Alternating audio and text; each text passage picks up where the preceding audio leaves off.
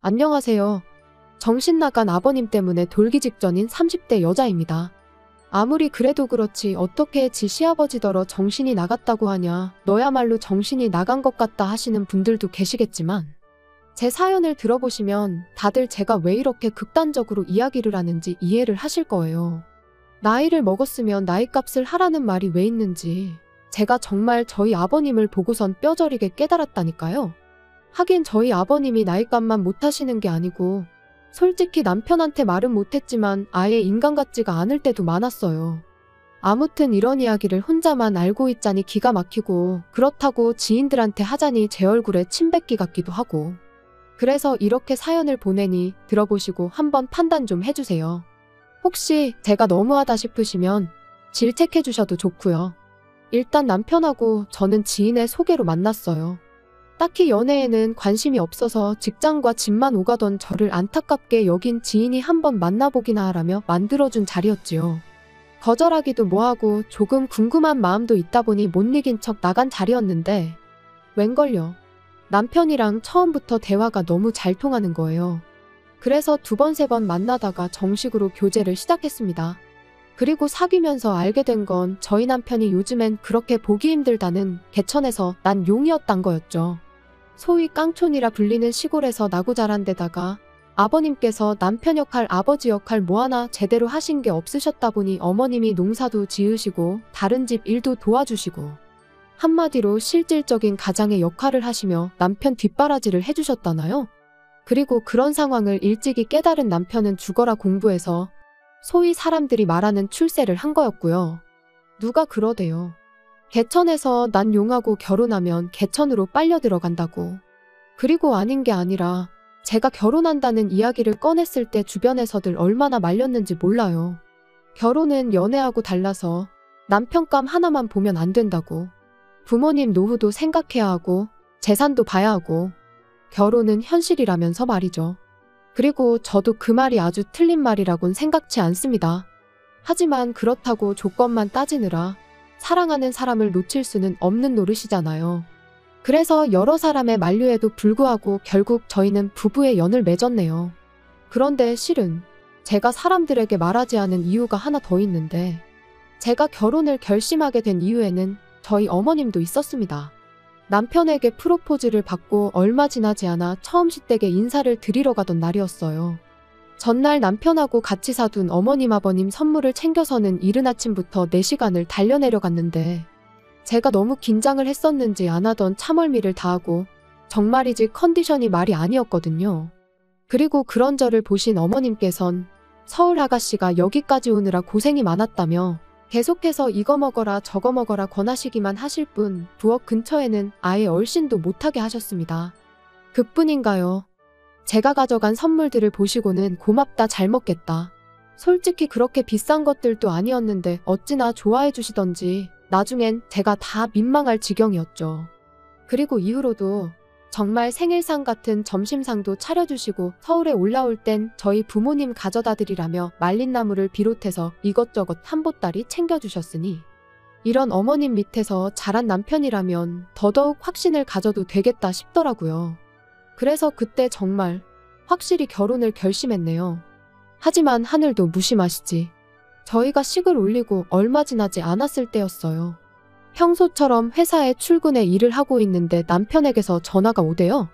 참고로 저희는 평소에 특히나 서로 일하는 시간에는 자주 연락을 주고받는 타입이 아니에요. 그렇다 보니 남편이라고 핸드폰에 뜬 순간 본능적으로 무슨 일이 생겼나 싶었습니다. 그리고 아니나 다를까 전화를 받으니 남편이 다급한 목소리로 지금 어머님이 병원에 계시다며 내려가 봐야 할 것 같다는 거예요. 그래서 저도 일단 회사에 반차를 내고 불이 나게 어머님이 계시다는 병원으로 향했지요. 그리고 그렇게 도착한 병원에서 보게 된 어머님의 상태는 제가 예상한 것보다 훨씬 안 좋았습니다. 의사도 저희 부부에게 마음의 준비를 하란 식으로 얘기를 했을 정도였으니까요. 그런데 그런 와중에 저희 부부를 더 힘들게 한 건 아버님이 보이신 태도였어요. 어머님이 그렇게 누워 계신데 무슨 생각이신 건지 어디서 아이스 커피는 사오셔가지고 그걸 쪽쪽 빨아드시면서 전화로 합의금은 얼마나 받을 수 있을지 여기저기 물어보고 계셨거든요. 아무리 남녀간에 정없이 자식 때문에 살았다고 해도 같이 산 세월이 있는데 어떻게 저럴 수가 있나 싶은 게 솔직히 사람 같지도 않대요. 참고로 남편에게 듣기론 아버님이 도박 문제, 여자 문제로 그렇게 일평생 어머님 속을 썩이셨는데 그럼에도 불구하고 어머님이 끝끝내 이혼을 안 하신 건 어머님이 아버님을 버리면 아버님이 그 길로 저희 남편한테 가서 행패를 부릴 게 불보듯 뻔하다고. 그래서 안 하신 거라고요. 그런데 결국 어머님만 불쌍하게 됐으니 정말 신이 있긴 한 건가 싶더라니까요. 한편 어머님은 입원한 지 6일째 되던 날 세상을 떠나셨습니다. 그리고 황당하게도 아버님께선 당연하단 듯이 저희 집에서 지내시겠다며 고집을 부리기 시작하셨죠. 네 엄마도 없는데 내가 그 시골에서 혼자 어떻게 지내냐면서요. 그런데 문제는 그 무렵 저도 남편도 말 그대로 힘이 없었어요. 그런 아버님하고 옥신각신 실랑이를 할 여유도 없었고요. 그래서 마음대로 하시라고 했습니다. 와서 계시려면 계시라고요. 그런데 그렇게 올라오신 지 한 3주나 지났나 아버님이 정말 크게 역성을 내셨습니다. 당신이 와 있는데도 저희 둘 다 나 몰라라 하고 저희 할 일만 하는 게 싸가지가 없다면서요. 그리고 그런 아버님의 말씀에 당연히 저희가 억울할 수밖에 없었던 게 그럼 뭐 회사를 관두기라도 했어야 하나요? 게다가 아버님이 좋은 일로 저희 집에 와 계시는 게 아니고 어머님이 돌아가셔서 혼자 못 지내시겠다고 와 계셨던 건데 그런 아버님을 모시고 여기저기 놀러라도 다녔어야 하냔 말이죠. 그래서 제가 결국 아버님께 너무하신다고 한마디 했어요. 아무리 죽은 사람만 불쌍하다지만 며칠이나 지났다고 심심하다 그런 소리를 하시냐고. 어머님한테 미안하지도 않으시냐고요. 그랬더니 아버님이 말씀하시길 네 시애미가 나 때문에 죽었냐입니다. 내가 운전해서 내가 차로 받았냐면서요. 그리고 서슴없이 그런 막말을 퍼부으시는 동안 목에 핏대는 한껏 세워서 소리를 지르시는데 정말 사람 맞나 싶은 거예요. 그래서 아버님께 정말 더는 같이 못 지내겠다고 내려가시라고 했습니다. 그랬더니 안 가신대요. 죽어도 못 간대요. 가서 어떻게 사냐고 절대로 못 간다고 여기서 저희랑 평생 사시겠다고요. 정말이지 미치고 팔짝 뛸 노릇이었죠. 그런데 그때 저희 남편이 얼마 주면 가실 거냐 했습니다. 얼마를 드리면 가주실 거냐고요. 그리고 그렇게 타협한 게 매달 50만 원이에요. 50만 원씩 보내드리는 조건으로 같이 산다는 얘긴 두 번 다시 안 하시기로요. 정말이지 돈 앞에선 장사 없다지만 결국 처음부터 저희랑 지내시려던 것도 어머님이 안 계신 집에서 혼자 지내실 자신이 없으셔서가 아니라 일평생 어머님한테 그러셨듯 이번엔 저희 등골에 빨대 꽂으려고 하셨던 거구나 싶은 게 소름이 끼치고 한편으론 남편이 불쌍하고 남편도 남편대로 저한테 미안해했죠. 그리고 그 일이 있고 한반년쯤 지났던 작년 가을이었습니다. 웬일로 아버님한테 문자가 왔는데 할 이야기가 있으니 빠른 시일 내에 한번 내려오라대요. 그래서 바로 그 주 주말에 남편과 시댁을 찾았어요. 참고로 어머님이 돌아가신 이후로 그때가 3번째 방문이었습니다. 처음에 내려가서는 어머님 유품 정리를 했고 2번째 내려갔을 때 이제 어머님이 쓰시던 방을 치웠죠. 사실 이때도 아버님하고 고성이 오가긴 했습니다. 남편은 돌아가신 지 얼마나 됐다고 그냥 당분간은 어머님이 쓰시던 방은 그대로 유지했으면 좋겠다. 아버님은 사는 내가 불편하다는데 네가 무슨 간섭이냐. 그래서 결국 어쩔 수 없이 저희가 정리했어요. 만약에 저희가 끝까지 안 한다고 버텼으면 저희 몰래 사람을 불러서 치우고도 남으실 분이셨으니까요. 그리고 그때 이후로 저희는 그래도 어머님이 사시던 집이니 종종 내려가서 살피고 싶었는데 아버님이 어찌나 못 오게 하시던지 그래서 이번에 내려오라고 하신 게 더더욱 무슨 일 때문인지 가늠이 되질 않았네요. 그런데 그렇게 도착한 시댁에서 저희는 생각지도 못한 상황을 보게 되었습니다. 집엔 아버님만 계신 게 아니었거든요. 웬 중년의 여성분도 같이 계셨죠. 그리고 저희가 누구라는 눈빛으로 그분을 쳐다보니 아버님께서 저희더러 새엄마랍니다. 당신하고 결혼할 여자니까 저희한텐 새엄마라고요. 기가 막히대요. 재혼도 그렇고 새엄마는 무슨 새엄마.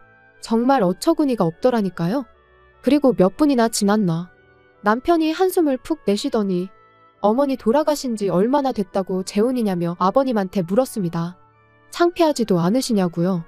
그런데 아버님은 내가 죄졌냐, 내가 왜 창피하냐 하시더니 니들이 나 데리고 살 것도 아니면서 왜 못하게 하냐고 소리를 지르시대요.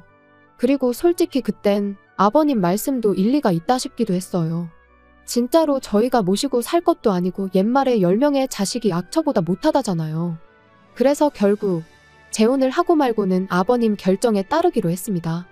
다만 호칭은 여사님으로 새어머니니 뭐니 그런 건 못한다고 했죠. 그랬더니 아버님도 더는 별 말씀 안 하시대요. 그리고 정확히 한 달 뒤 아버님은 여사님과 살림을 차리셨습니다. 혼인신고도 하셨고요. 솔직히 혼인신고까지 하신 걸 알고 나서는 정말 말이 안 나왔어요. 그 나이에 그냥 사시면 되지 뭐 한다고 혼인신고까지 하셨나 싶기도 하고 여러 가지로 이해할 수도 이해하고 싶지도 않았죠. 남편도 미쳤다고 노망이 난 게 분명하다며 분을 삭히지 못했고요. 그런데 얼마 안가 왜 그렇게 혼인신고를 서두르셨는지 이유를 알게 되었습니다. 한 달쯤 지났을까 아버님께서 저한테 연락을 해오셨어요.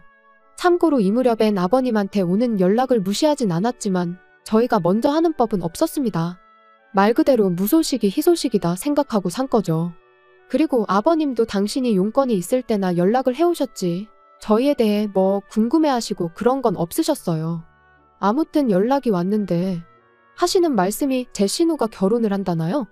그런데 저희 남편은 외동이란 말이죠. 그래서 무슨 말씀이시냐 물으니까 이렇게 말귀를 못 알아듣는다며 타박을 하시는데 그제서야 아버님과 재혼한 여사님한테 딸이 하나 있다는 게 생각났습니다. 저보다 4살 어린 아가씨였죠. 신우라는 호칭이 거북스러웠지만 아버님하고 통화가 길어지는 것도 원치 않았기에 아 그러냐고 축하한다고 전해주세요 했습니다. 그랬더니 아버님께선 저더러 직접 하라며 그래서 말인데 돌아오는 주말에 상견례가 잡혔으니 남편하고 내려오래요. 그래도 번듯한 직장 다니는 저희가 나가야 우리 쪽 어깨에 힘이 좀 들어갈 것 같다면서요. 그리고 그날 밤 퇴근한 남편에게 아버님이 하셨던 이야기를 전하니 남편이 답답한지 자기 가슴을 내리치면서 진짜 미쳐도 곱게 미쳐야 하는 거 아니냐고 자기 아버지인데도 불구하고 아주 신랄하게 욕을 하대요. 그리고 저도 오죽하면 저러겠나 싶어서 같이 호응만 했지 말리진 않았어요. 솔직히 가야 하나 말아야 하나 고민이 많았습니다. 왜 우리가 생판 남이나 다름없는 모녀 길을 살려주려고 그 먼 곳까지 가야 하나 싶었고 아버님이 너무 미워서 가기 싫은 것도 있었죠. 그런데 어째서인지 남편이 가자더라고요. 가서 그 아가씨랑 결혼할 남자한테 적어도 자기 아버지가 어떤 사람인지 말이나 해줘야겠다면서 말이에요. 그리고 저는 엄밀히 따지면 그 아가씨는 죄가 없지 않나 싶어서 저희 남편의 생각이 썩 마음에 들진 않았습니다. 하지만 또 한편으론 제가 무슨 선생님도 아니고 남편한테 옳고 그름을 논할 상황인가 싶대요. 솔직히 아버님이 이를 이 지경으로 만들었다 싶은 생각도 들었고요. 그리고 그렇게 돌아온 주말 아버님이 말씀해주신 식당을 찾았는데 저희를 뒤따라 들어온 차에서 아버님이랑 두 모녀가 내리대요. 그리고 그걸 본 저희 남편이 저 차는 누구 차지 그러는데 제 기억에도 아버님은 물론이고 그 여사님도 차가 없었단 말이죠. 그래서 제가 먼저 아버님께 다가가 인사를 드렸습니다. 그리곤 차는 누구 차냐 물었더니 여사님 딸이란 아가씨가 입을 삐죽이더니 아빠가 사준 거래요. 저희 아버님을 말하는 거였죠. 그리고 순간 합의금이 떠올랐습니다. 어머님의 사고로 받은 합의금이 대략 5천 정도로 알고 있는데 저는 물론이고 남편도 그 돈은 아예 생각을 안 하고 있었어요. 왜냐하면 솔직히 저희 둘 다 아버님한테 감정이 좋진 않았지만 아버님이 노후 준비는 전혀 안 되어 계신 걸 알고 있었기에 그 돈은 아버님이 노후에 쓰셔야 한다고 생각했거든요. 그런데 그 돈으로 차를 사주신 게 분명했습니다. 그래서 남편에게 살짝 이야기를 해주니 남편이 그새 아버님께 가서는 진짜냐고 따졌고 아버님은 아버님대로 내 돈으로 내가 사줬는데 네가 왜 난리냐는 식이셨지요. 그리고는 네가 평소에 잘했으면 너 사줬을 거라고 그러시는데 뭐가 문제인지조차 모르시는구나 싶은 게 참으로 답답했네요. 남편은 그런 아버님께 어떻게 엄마 목숨값을 그런 식으로 쓸 수가 있냐면서 울분을 토했습니다. 하지만 아버님은 오히려 기가 막힌다는 표정으로 돈이 그냥 돈이지 쓸데없이 무슨 의미부여를 하냐면서 대충 넘기시더라고요. 그리고는 남들이 본다며 그만하라고 남편에게 짜증을 내시더니 먼저 식당 안으로 들어가셨어요. 그리고 그렇게 상견례 자리에 참석을 했는데 솔직히 저희랑 상관도 없는 이야기다 보니 무슨 이야기를 주고받든 말든 신경도 안 쓰고 있었습니다. 그쪽에서도 어느 정도 상황은 아는지 저희한테 딱히 말을 건다거나 그런 건 없었고요. 그런데 결혼 비용 이야기가 나오니까 아버님이 한 5천 정도는 해줄 수 있다는 식으로 말씀을 하시대요. 그리고 저는 속으로 돈이 이제 진짜 없으실 텐데 싶었지만 제가 나설 자리는 아니니 별말은 안 하고 있었거든요. 그런데 그때 저희 남편이 아버님더러 돈이 있어요? 하고 대놓고 묻는 거예요. 그리고 아버님은 순간 당황하신 듯 돈이 있지 왜 없냐 하시며 웃으셨는데 그 웃음이 어찌나 어색하던지 오히려 아버님이 거짓말을 하고 계시다는 걸 증명하는 듯했죠. 그리고 그런 아버님의 반응에 남편은 다시 한번 돈이 어디서 났냐고 돈이 있을 리가 없다. 그러니까 이제 남자 쪽에서도 분위기가 이상하다 싶었는지 정말 해주실 수 있는 거냐 다시 묻대요. 그러니까 아버님이 걱정 말라고 집을 팔아서라도 해줄 거랍니다. 황당했죠. 집이 남편 명의로 되어 있는데 그걸 아버님이 무슨 수로 파신다는 건가 싶어서요. 그리고 아니나 다를까 남편도 내 집인데 그걸 아버지가 무슨 수로 파신다는 건지 모르겠지만 한번 제주껏 팔아보시라고 그러더니 우리 먼저 일어나겠다며 제 손을 잡아 끌더라고요. 그리고 그날 저녁 아버님한테 전화가 와서는 말 그대로 난리가 났어요. 저희 때문에 결혼 깨지게 생겼다고 어떡할 거냐고요. 그러면서 저희더러 책임지라는데 기가 막혔죠. 그리고 그때 남편이 저조차 생각지도 못한 이야기를 꺼냈습니다. 아버지 말씀대로 집을 팔아야겠다나요? 그리고 그런 남편의 말에 아버님 목소리에서도 순식간에 화색이 도는 듯 했습니다만 남편이 바로 덧붙이기를 그러니까 집 좀 비우시래요. 집 팔 거니까 여사님이랑 나가시란 거였죠. 그리고 그때부턴 아버님이 스피커폰이셨는지 여사님까지 소리를 지르고 말 그대로 엉망진창이 따로 없었어요. 우리더러 길거리로 나앉으라는 거냐면서 절대로 안 된다고 못 나간다고. 그러더니 아버님한테도 사기 결혼이네 어쩌네 뭐 둘이 싸웠다 저희한테 욕을 했다. 정신이 하나도 없더라니까요. 하지만 결론은 집은 팔았고 이렇게 표현하기 그렇지만 아버님하고 여사님도 내보냈습니다. 정확히 말하면 안 나가려고 버티는 두 사람이 여행을 간 걸 알게 되면서 그 사이에 집 팔고 두 사람 짐은 그 딸이라는 사람한테 보내버렸죠. 그랬더니 저희 집으로 아버님이 쫓아오셨는데 끝까지 안 나가고 경찰 불렀더니 아버님도 포기하셨는지 그냥 가시대요.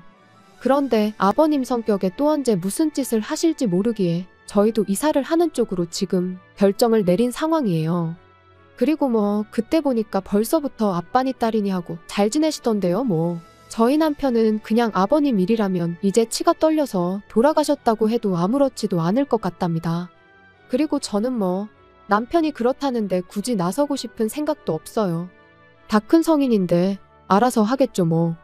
괜히 어설프게 나서서 제 팔자 제가 꼬고 싶은 생각은 요만큼도 없으니까 앞으로도 그냥 남편이 하자는 대로 하는 게 베스트일 것 같네요.